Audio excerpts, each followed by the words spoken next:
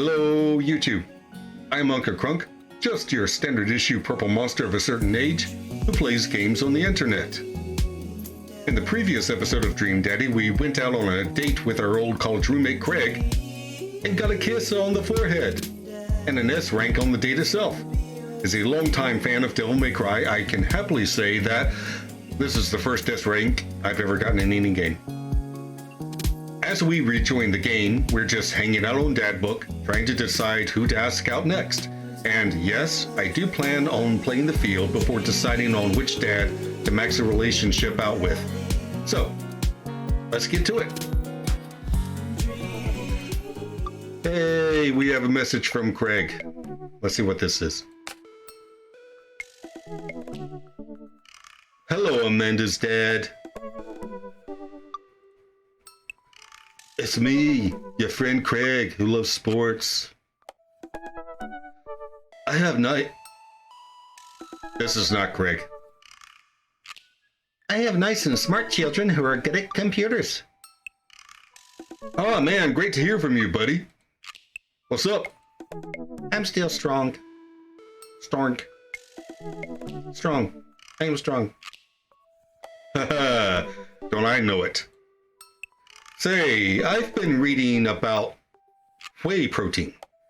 You use that at all? I figure it would help me develop a bit more muscle. Yes, I know what that is. My children are having a tea party, and they wanted to invite Amanda, but we can't find her on here. She goes by the name Dad Amanda on here. You're also invited. Physical invitation to follow. Cool! I'd love to come. I'll let Amanda know.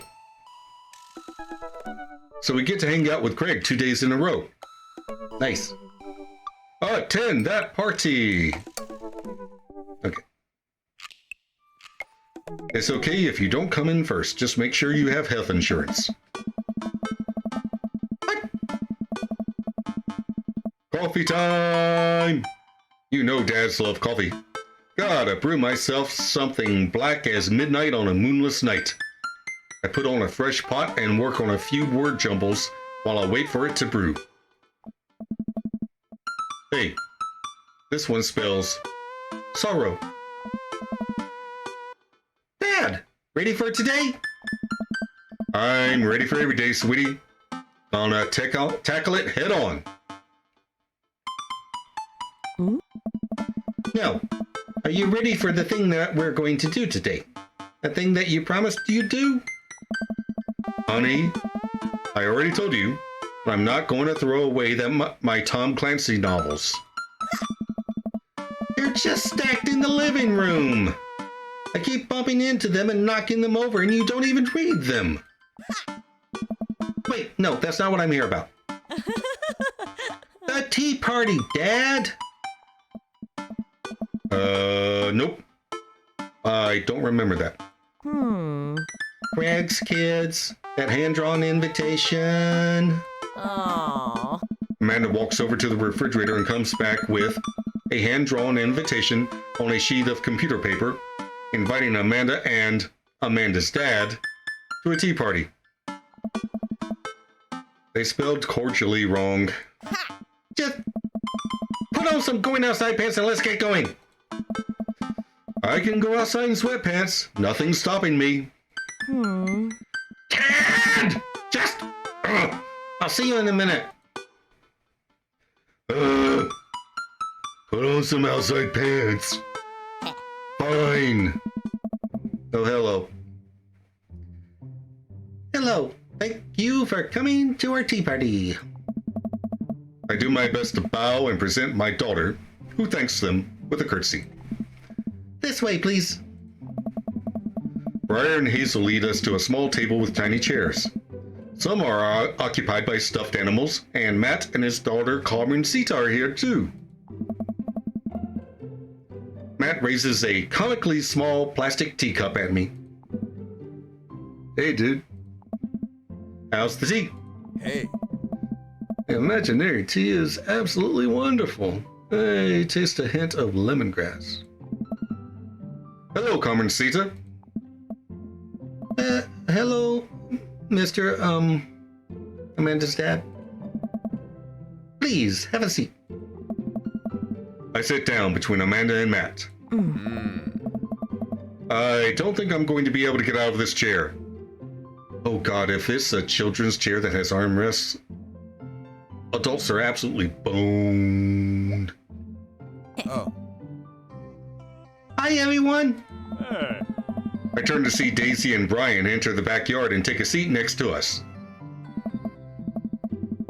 Sorry we're late. Daisy made me put on my going outside pants. Word. See, Amanda? Amanda gives me a knowing look and I return an obliging wink. She rolls her eyes. Is that really something your daughter had to pressure you into, Brian? I give Amanda another, even more exaggerated wink. She rolls her eyes even harder. Thank you all for taking the time out of your busy schedules for some high tea. Now, if you all put on your designated tiaras. There are little tiaras sitting on everyone's plates. Well, except for Brian's. His is a softball helmet. Oh, we ran out of tiaras. Hey. I don't think this is going to fit me, but I appreciate the thought. Dad, you're royalty. Please, act like it. Oh. Brian tries to balance the ill-fitting softball helmet on top of his head, but it immediately tumbles off into the bushes. Hey. I'll get that later. Hey, everybody! Craig comes out with a teapot and a tray of sandwich cookies. Dad, is the tea ready? Yeah, it's been, steeping for a while now. Awesome. What, would you girls like to serve your guests tea? No, thank you. We'd much appreciate our servants' help. Craig leans over to me. That's me. Craig places teacups in front of all of us and a single sandwich cookie onto each of our plates. He pours some tea into my cup. Awfully fluorescent for tea. I clink my teacup with Matt's and take a sip. Oh. Good lemonade. Here's tea. Hey. Right, very good tea. I lean over to Amanda, who's happily enjoying her tea. So, what do we do at tea parties? We enjoy the splendors of upper-class society, Father. She takes a dainty bite of her sandwich cookie. Marvelous. So, the meeting of princesses has been called to order. Here. But I'm a warrior princess. I hunt this stuff, and I have, like, a really cool sword. Can I be a space princess? I'll allow it. And I'll be a rock star princess. I'm also a space princess. Can there be more than one? Space is pretty big, don't you think? I changed my mind. I want to be a space princess too. Dad, what are you? Do I get to be a princess? Duh. Well, I guess that makes me... History Channel princess. I am ruler of all that I survey, and what I survey is a 10-hour marathon of cupcake storage wars.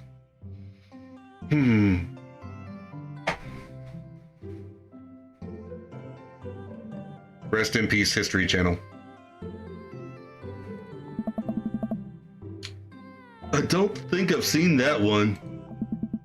A squad of professional bakers bid on empty storage units and then have to make 1,000 cupcakes using only the ingredients in the storage unit.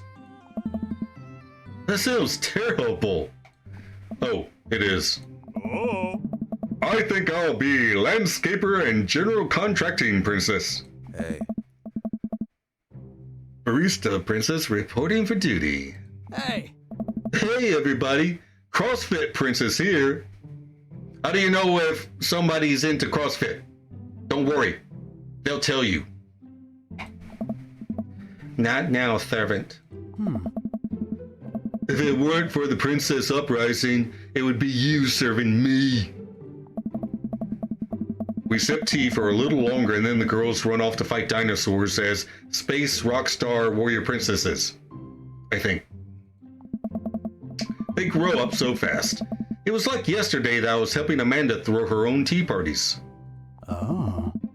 Did she make you a servant too? You betcha.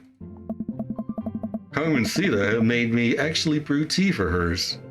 Pitfalls of owning a coffee shop. Pitfall? Your custom blends are amazing, dude. That hibiscus one you gave me a while back was choice. Hey. Oh, thanks. Hey. It's really nice. The girls are getting along. Yeah, I'm really glad we moved into this community. Hey. We are too. Amanda's been kind of a role model to them, you know? I hadn't even realized. And I don't even know if Amanda does either. But I guess they're all right.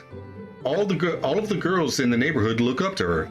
She seems to go out of her way to play with them. Aww.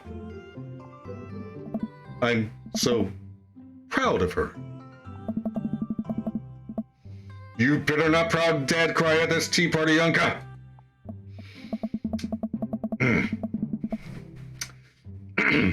I brought extra word jumbles if anyone wants to kill some time while the girls play. The day rolls on and the girls all get tuckered out. Amanda spends the whole day playing with them and taking their pictures, promising that she'll send them the best ones later. Aw.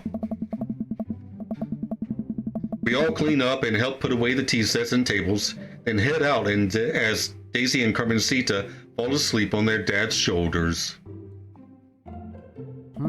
That's so cute. Take care, guys. Thanks for coming. Bye, History Channel Princess. You want dinner? Nah, I filled up on cookies. Me too. I'm tired. Dude, same. Playing with a bunch of little kids who all simultaneously want your attention and approval is surprisingly exhausting. But in a good way, but also in this kind of scary way. How so? I feel like I gotta be on my best behavior for them. I don't want to let them down. Oh my god, this is so cute.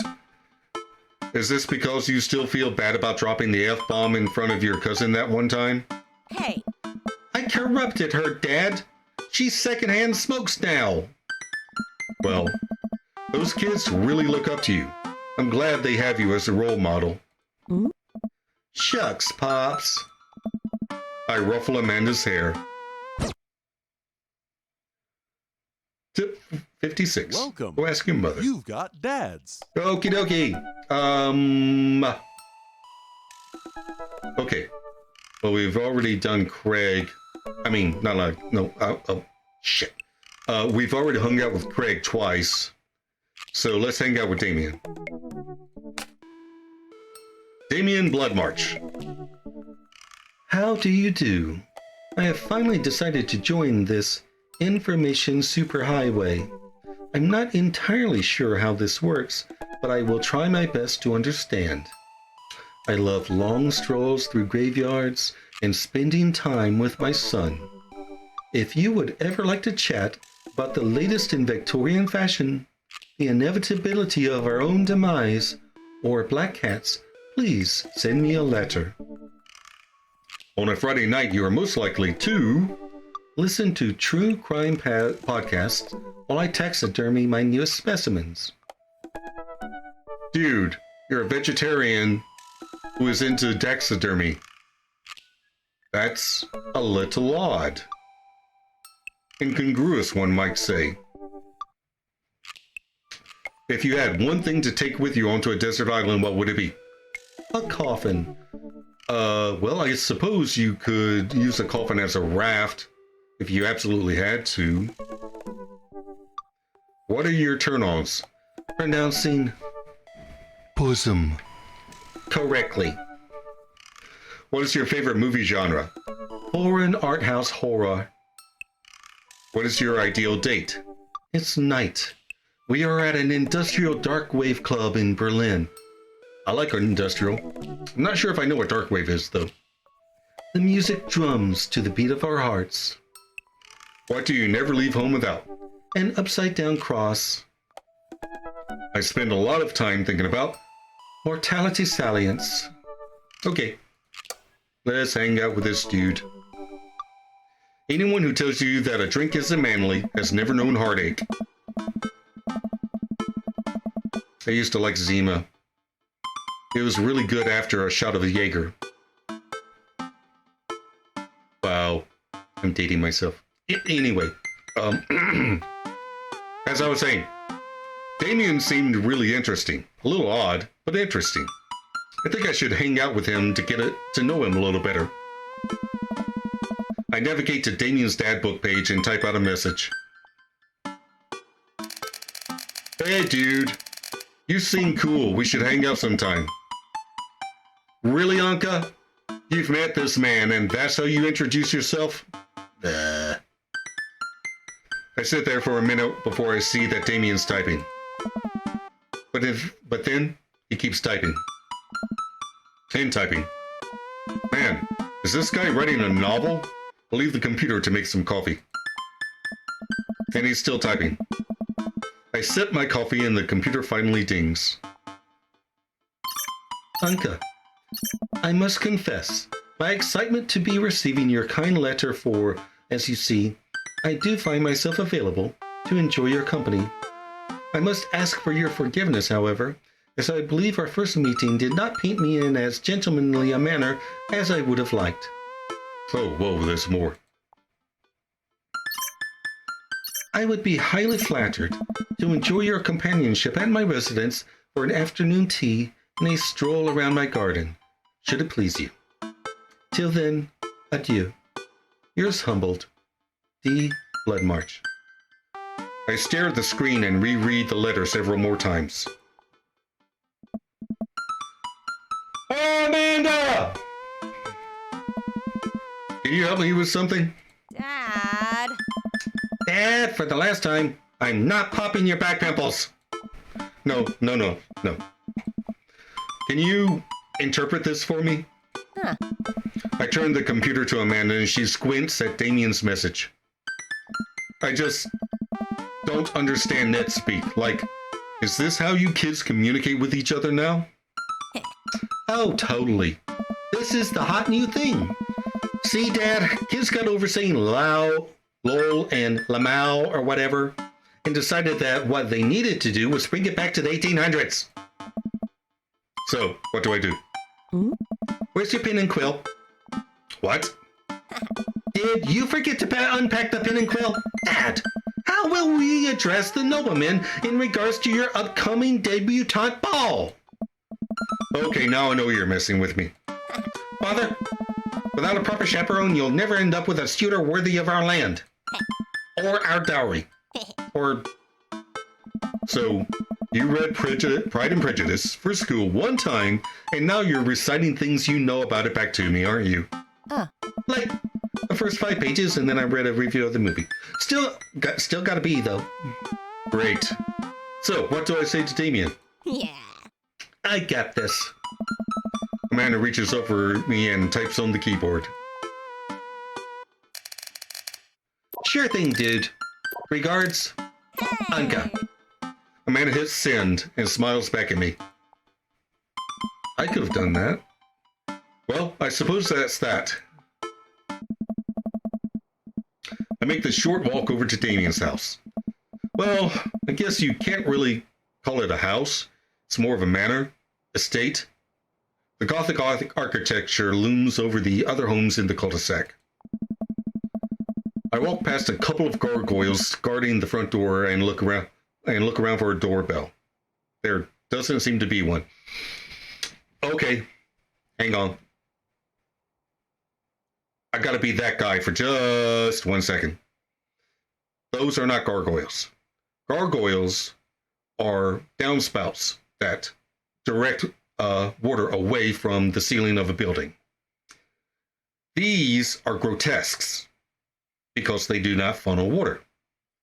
Now, gargoyles look like grotesques, except water comes out of their mouths, usually. Okay, I'm done. That's not a dad fact. That's an Unca fact. I pull the large, ornately carved bat's head door knocker back, and a hollow sound echoes throughout the house as I strike it against the door. That's a very loud creak. I wait several moments before the door slowly creaks open. It's a little creepy, but I enter the home and take a few steps into the foyer, noting the oil portraits of whom I assume are dead relatives hanging on the wall. As I'm admiring them, the front door slams shut behind me. Hello? Silence. An oil lamp in the corner flickers dimly, casting ominous shadows against the wall. Why do I feel like all the people in these paintings are staring straight at me? Why is it so cold in here? Where's Damien? Unca, pleasure to have you in my home. I look up and see Damien standing at the top of a majestic staircase with a walking candle holder. Oh yeah, I think I've seen those before. Basically it's a walking stick with a candelabra at about shoulder height, right?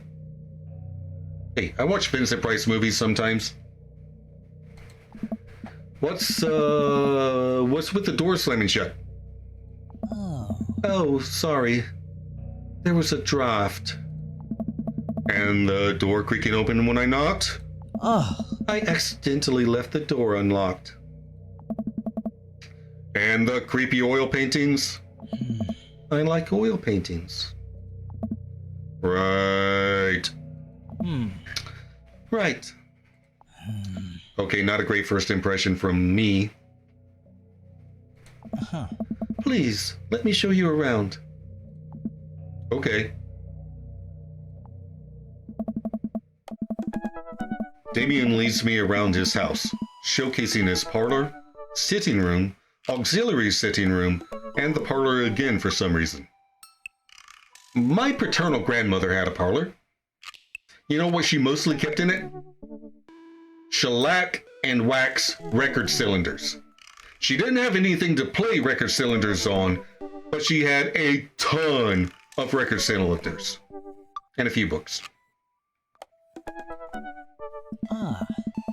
This is one of the older homes on the block, yes, but nowhere near as old as the architecture might suggest. Through extensive renovations, I have been able to craft a residence that is both historically accurate to the Victorian period and equipped with the amenities of any modern dwelling. So Cat 5 in every room? Yes.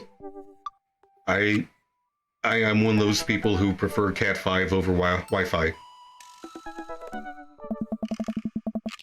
We walk past a door covered in bumper stickers, caution tape, and a black parade poster. I ain't mad at it. Did they listen to My Chemical Romance in the Victorian era? Hey, they would have if they could have. That's my son's room. You know how the rebellious teenage years are. Onward, onward, there's more to see. Do I ever? I actually listened to Celtic Frost, unironically, just to piss my mother off. It worked. We reach a door at the end of the hall that Damien opens with a flourish. And this is the library. Sunlight streams in from floor-to-ceiling arched windows. The walls are lined with packed bookshelves, and even more books are scattered over the period-appropriate furniture. Damien is clearly really proud of this room. Look out the window. Hearts! I walk to the window and am greeted by a beautiful view of Damien's backyard. It showcases a beautiful view of the rest of the cul-de-sac. Hey, I can see Craig on his lawn. He's doing push-ups with his daughters on his back. Damn. He sees me and waves happily, doing push-ups with one hand now. Damn! Did you know that Victorians spend at least 20 hours a week gazing longingly out of full-length windows? Wait, really? No, but Victorians did appreciate telling a good joke. Look at the butterflies. I walk up to the glass display of pinned bugs on the wall. It's pretty impressive. Nice bugs. I pinned them all myself. Maybe I could show you how sometime. I'm concerned I would stick the pin right through my finger. Ah, the pinner's gambit. Is that a thing? No. Pick up a book. You know, Unca, in the Victorian era, there was some controversy surrounding reading. Many people thought the more tawdry novels would encourage youths into a life of crime and would cause too much of a distraction from work and school. So, the olds have been messing around with the youngs about new forms of media throughout history. Why am I not surprised? I pull out a book at random and examine the worn cover. Opening it, I turn to a random page and read aloud. Naruto struggled against the chains that Sasuke had bound him with. Shirtless and out of breath, he looked up at Sasuke. Sasuke smirked, unbuttoning his ninja pants. Okay, I think that's enough. I get that reference. I get that reference. I've never actually watched Naruto, but I know what it is. Damien snaps the book shut and puts it back onto the shelf. That's a rare book from my private collection. Yeah, well, hardbound fanfiction is usually pretty rare. Please, will you join me for tea? I follow Damien to his sitting room, where finger foods have already been set up on a beautiful tiered silver tray. I take a seat on one of the high-back chairs as Damien pours and serves me some tea. I can't believe we're having high tea. I never thought I'd get to do this. Damien smiles to himself. What? It's a common misconception that high tea refers to the wealth or class of the people enjoying it, when in fact the high refers to both the later time of day that the working class had to enjoy tea and the height of the tables on which they're served. Oh. My dear friend, we're currently enjoying afternoon tea. That's informative. Damien takes a seat next to me and serves me a tiny sandwich. Your home is really impressive. Eggplants! It seems like you've really put a lot of work into this place. Thank you. No one's ever complimented my home before. Dude, have you never invited anyone into your home? It's flippin' awesome. Hell, I can barely get matching salt and pepper shakers in my place. And look at what you've done. I'm kind of jealous. That's very generous of you to say. What got you so interested in goth stuff? Well, when I was a young boy, my father... Did he take you into the city? Sorry? Did you guys see a marching band? Oh, it's a Black Parade reference. I'm afraid I don't understand. You're serious? You've never listened to your son's music? Of course. But it's, a song. Amanda made me listen to it. Seriously? I'd love to see a marching band. Nevertheless, I've always had a love for art, history, and fashion. What started off as a small hobby of collecting taxidermied animals grew into sort of an obsession. It's a privilege to be able to appreciate the lives and culture of those who came before us, I think. Why not go all the way? I like not dying when I catch a cold. He takes a sip of tea. I can acknowledge that there were many very terrible things about the Victorian era, and try to live a life that strictly aligns with those ideals would be admittedly horrid. But I think it takes a critical mind to truly appreciate something to the fullest and to be cognizant of its flaws and love it all the same. Tell me, Unca, do you have any hobbies? Oh man, I do, but I don't know if I care about anything the way you care about this stuff. Well, I'd love to hear about your interests. Hearing someone talk about the things they're passionate about is intriguing, and quite honestly, rather attractive. Please, do tell me about your hobbies. Quick, sounds sophisticated. Hey, soap making videos, yeah. Soap is, an important advancement in modern society, getting rid of germs and stuff. I would say that the people who make soap are the true heroes here.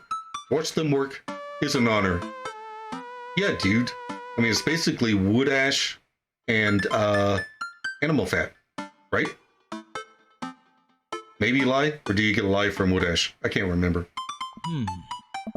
I, tried making some with Amanda once, and we both had to go to the doctor for the rashes, which I guess goes to show that we should leave it to the professionals.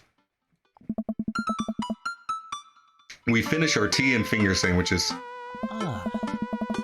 Come, I have one more thing to show you. Damien takes me around the back of his home, where a variety of flowers flourish in a beautifully... I am terribly sorry. I seem to have lost the ability to read. Let's try that again. Damien takes me around the back of his home, where a variety of flowers flourish in beautifully landscaped roads. A small stone path weaves through it, and butterflies flit lazily through the air. My garden. Dude, this is amazing. It's beautiful. Thank you. Victorians took flowers and floral arrangements very seriously. They even invented an entire language around flowers. You see, it was considered uncouth to discuss personal and romantic relationships in public, so lovers and friends alike would use bouquets to send secret messages to each other. What did I just say? Each flower and plant is symbolic of different feelings. I don't actually know anything about the language of flowers, just that there was one, or is one. Even more interesting is that one flower can mean different things depending on the other plants it was paired with. One had to be extremely careful, as even the style in which the ribbon was tied around the bouquet affected the message. Okay, I didn't know it was that deep. We are learning things. We are playing a game and we are learning stuff. Damien leans down and plucks a gorgeous bright orange flower off of a vine. Lilium bulbiferum, the orange lily. What do you think this one means? Ooh, this is tough. My loins are ablaze. No, that would be red. Thou art the tightest. Don't know. 3 cheers for sweet revenge. Let's try that one. Hearts. I think I got it right. The orange lily is actually symbolic of pure hatred. Okay then. Well. And that's precisely why floral arrangement is so challenging. What's your favorite type of flower? Okay. It's actually lavender. But that's not an option. I do like sunflowers, but he's a goth. So, sun, probably not. But he does gardening. Crap. Definitely not honeysuckle. That's something that children, suck on. That's why I called suckle. Let's try snapdragons. Yeah, dragon. Damien, blood march. Sure, dragon. Because they're cute. And you can do that thing where you squeeze them so it looks like they're talking. What a lovely choice. Hearts. I'll have to remember that when I put together a bouquet for you. He would put together a bouquet for me? Nobody's ever given me a bouquet before. Or even a single flower. Well, except for my nephews. Okay, technically they were weeds, but it's the thought that counts. I follow Damien down the footpath and admire more of his beautiful flowers. Suddenly, a phone rings.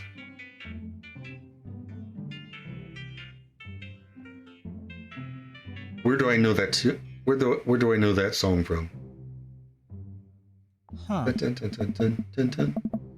Oh, Unca, will you excuse me? I must take this. He pulls a cell phone out of his pocket. I'm a little surprised it's not a rotary phone. Go for it. Damien smiles and walks back to the house. I take a deep breath and enjoy the heavily perfumed air. What a lovely yard. This makes me wish I'd put a little more effort into that garden Amanda and I tried to start one time. Our watermelons grew to the size of cherry tomatoes and then immediately died.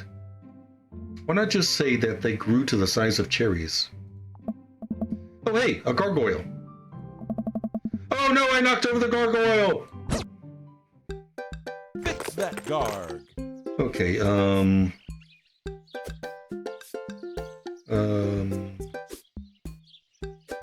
nope. Oh. That one. Okay, and then this one. Okay. Goal! Yay! S plus! Legendary! Nice. Nice. Whew. That was a close one. Uh-oh, here comes Damien. He looks upset. Oh, shit, did he see me knock over the gargoyle? Ah! Unca, my sincerest apologies to have kept you waiting. There's an urgent matter I must attend to, so I am afraid I must take my leave. Oh no, what happened?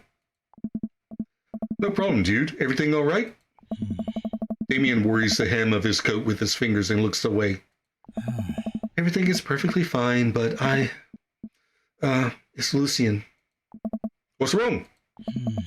He appears to have, well, his teacher needs me to come to the school, post haste. Do you need help? Oh no, you don't have to. Let me come with you. Us dads gotta stick together. Besides, it's too early to end the date. You're right. This is one of Lucien's more elaborate stunts. I would greatly treasure having another parent by my side. Let's go.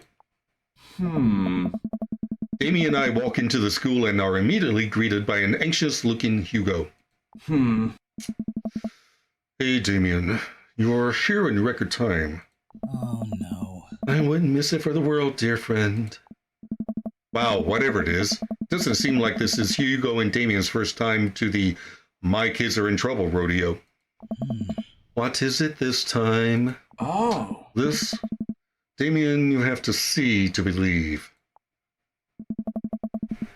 Damien and I fall into step behind Hugo, who leads us through the busy corridors of the school. We pass by several classes in session, and I vaguely wonder if Amanda's around. Hugo eventually ushers us into a small boiler room with a flight of rickety stairs leading down into darkness. Watch your step. I can hear faint voices drifting up from the basement, and they don't sound happy.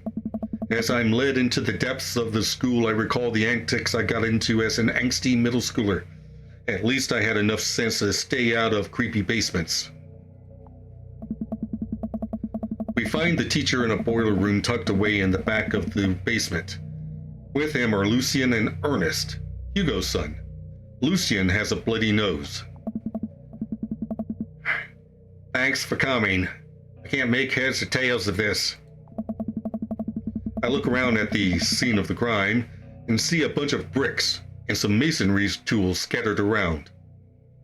Dude, did you try to Edgar Allan Poe this kid? What happened here? Ernest punched me. Lucien tried to kill me. Oh my. The room falls silent. I was not trying to kill you, dumbass. I was just trying to build a brick wall around you and see what will happen.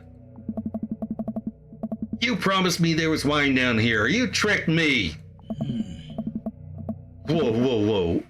Wait a second. Lucien, did you try to cask of Amontillado, Ernest? I'm neither confirming nor denying that. I turned to Damien and whispered to him. What's cask of Amontillado? It's a classic Edgar Allan Poe short story where a man gets his enemy drunk, lures him down to his cellar with the promise of wine of a fine vintage, then buries him alive behind a brick wall. How does that work? Was dude just so drunk that he was unable to knock down uncured wet masonry? Oh. It's a lovely story. I'm sure. So, wait, Lucien, you tried to do that to him? I was curious to see how it would turn out. I wasn't actually going to leave him there. What was the thought process here? That Ernest was just going to sit still while you slowly build a tomb around him? Well, it worked for like 20 minutes because he's an idiot. But then he realized that I had lied about the wine. You were cackling maniacally. That sort of tipped me off. Ernest, 20 minutes. Dad. Sweet Manchego. It took you 20 minutes. Son, we just did an entire 2-week unit on the cast of Amontillado, and it took you 20 minutes to realize Lucien was leading you into an elaborate ruse. Did you even read the story? I read the first 5 pages, then read a review of the movie. What? It's only 5 pages long, and there is no movie. Yeah, you're right. I paid Lucien to read it for me. Actually, he didn't even pay me. So when you think about it, it was me teaching him a lesson. Damien and Hugo both have their heads in their hands. You guys are always telling me to engage in the literature, and I did. I don't see a problem here. All right, I'm filing this under what the hell. Just don't do whatever that was again. You two are both suspended for a week. Ernest and Lucien high five. The teacher starts to stomp up the stairs. Hugo, I'll cover your class. Take your son home. Mr. Bloodmarch, you too. Thank you for your mediation. We all head up the stairs and out of the school in tense silence. Lucien, Damien, and I all pile into my car and begin the drive home. Lucien immediately puts his hood up and stares out the window angrily. I'm not going to therapy again. I know, son. It's entirely up to you whether or not you want to go. But I care about you, and I can see that you're struggling. So if you do decide that you would like to speak to a professional about your feelings, we can do that too. Maybe you can spend this week looking for a summer job, and I know how much you want your own car. I can't believe Damien's keeping his cool. I'm impressed. Fine. Thanks for not freaking out too hard. I love you, son. Lucien continues staring out the window. Love you too. We spend the rest of the drive in relative silence. The moment we pull into the driveway, Lucien hops out of the car, slams the door, and runs inside. I didn't expect to have that conversation in front of you. He and I have a lot we need to work out. It's all right. And all things considered, Lucian's bricklaying was pretty good. So there's your silver lining. Hey, he can get a summer job as a bricklayer. Oh. There is that, yes. I really admire how you handled that. You were a lot more diplomatic with him than I would have been. I just want what's best for him. And I don't think yelling at him would do either of us any favors. It rarely does. You're a good dad. Eggplants! See you around soon? It would be my honor and my pleasure. Damien bows with a flourish. Classy. Ah. I come home to find Amanda curled up on the couch with a blanket watching TV. I plop down next to her. Yo! What you watching? Yeah.